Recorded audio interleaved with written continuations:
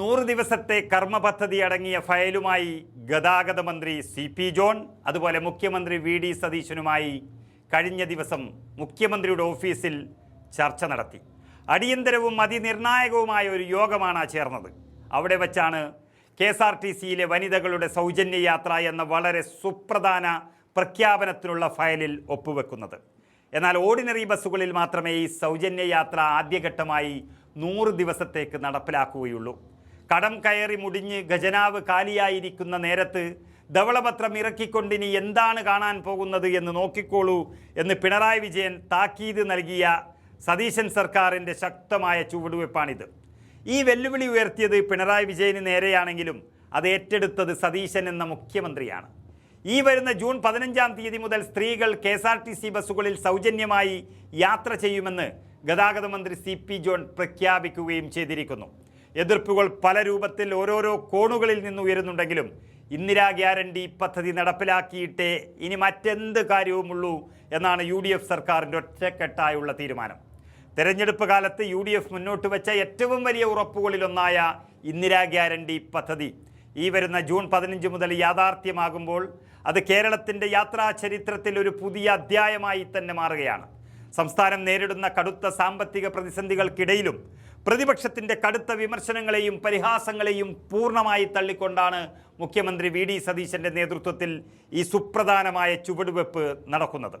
KSRTCയുടെ നിലവിലെ ദയനീയമായ സാമ്പത്തിക അവസ്ഥ മുൻനിർത്തിയും പ്രായോഗികമായ ബുദ്ധിമുട്ടുകൾ കണക്കിലെടുത്തുമാണ് ആദ്യഘട്ടത്തിൽ ഓർഡിനറി ബസ്സുകളിൽ മാത്രം ഈ സൗജന്യ യാത്ര പരിമിതപ്പെടുത്താൻ ഉന്നതതല യോഗം തീരുമാനിച്ചത്.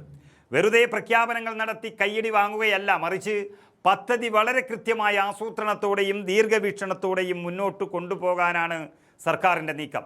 ഇതിൻ്റെ ഭാഗമായി ഓർഡിനറി ബസ്സുകളിലെ ഈ സർവീസ് ആരംഭിച്ച് കൃത്യം 100 ദിവസത്തെ സമഗ്രമായ പഠനത്തിന് ശേഷമായിരിക്കും പദ്ധതിയുടെ 2ാം ഘട്ടത്തെക്കുറിച്ച് സർക്കാർ ആലോചിക്കുക.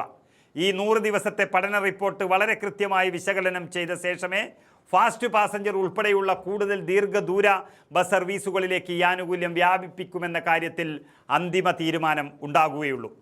അതേസമയം KSRTC ഓർഡിനറി ബസ്സുകൾ താരതമ്യേന വളരെ കുറവുള്ള മലബാർ മേഖലയിലെ വടക്കൻ ജില്ലകളിലെ സ്ത്രീകൾക്ക് പദ്ധതിയുടെ പ്രയോജനം പൂർണ്ണമായി ലഭിക്കില്ലേ എന്ന ആശങ്ക പല കോണുകളിൽ നിന്നും ഉയർന്നു വരുന്നുണ്ട്. എന്നാൽ ഇതിനും വളരെ കൃത്യമായ പരിഹാരം ഗതാഗത വകുപ്പ് കാണുന്നുണ്ട്. മലബാർ മേഖലയിലെ യാത്രാക്ലേശം പരിഹരിക്കാനും അവിടുത്തെ സ്ത്രീകൾക്ക് പദ്ധതിയുടെ ഗുണം ഉറപ്പാക്കാനുമായി പുതിയ ഓർഡിനറി സർവീസുകൾ ആരംഭിക്കാൻ സർക്കാർ പ്രത്യേകം ലക്ഷ്യമിടുകയാണ്.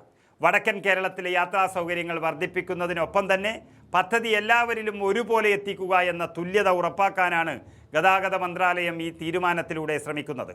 കോടിക്കണക്കിന് രൂപയുടെ അധിക ബാധ്യത KSRTCക്കും അതുവഴി സംസ്ഥാന ഖജനാവിനും ഉണ്ടാകാൻ പോകുന്ന ഈ സാഹചര്യത്തിൽ ഭീമമായ തുക എങ്ങനെ കണ്ടെത്തുമെന്ന ചോദ്യത്തിന് വളരെ കൃത്യമായ ഒരു സാമ്പത്തിക ആസൂത്രണം സർക്കാർ അണിയറയിലൊരുക്കിയിട്ടുണ്ട്.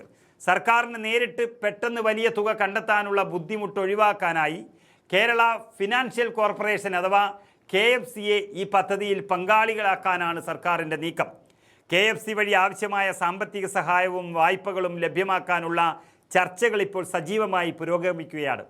ഇതിലൂടെ സാമ്പത്തിക പ്രതിസന്ധി മൂലം പദ്ധതി ഒരിടത്തും തടസ്സപ്പെടില്ല എന്ന് സർക്കാർ ഉറപ്പുവരുത്തുന്നു. കടം കയറി മുടിഞ്ഞ ഖജനാവ് വെച്ചുകൊണ്ട് ഈ പദ്ധതി എങ്ങനെ നടപ്പിലാക്കുമെന്ന് ചോദിച്ച പ്രതിപക്ഷത്തിനുള്ള ശക്തമായ മറുപടിയാണ് ഘട്ടം ഘട്ടമായി സുരക്ഷിതമായി മുന്നോട്ട് പോകാനുള്ള സർക്കാരിൻ്റെ ഈ നീക്കം.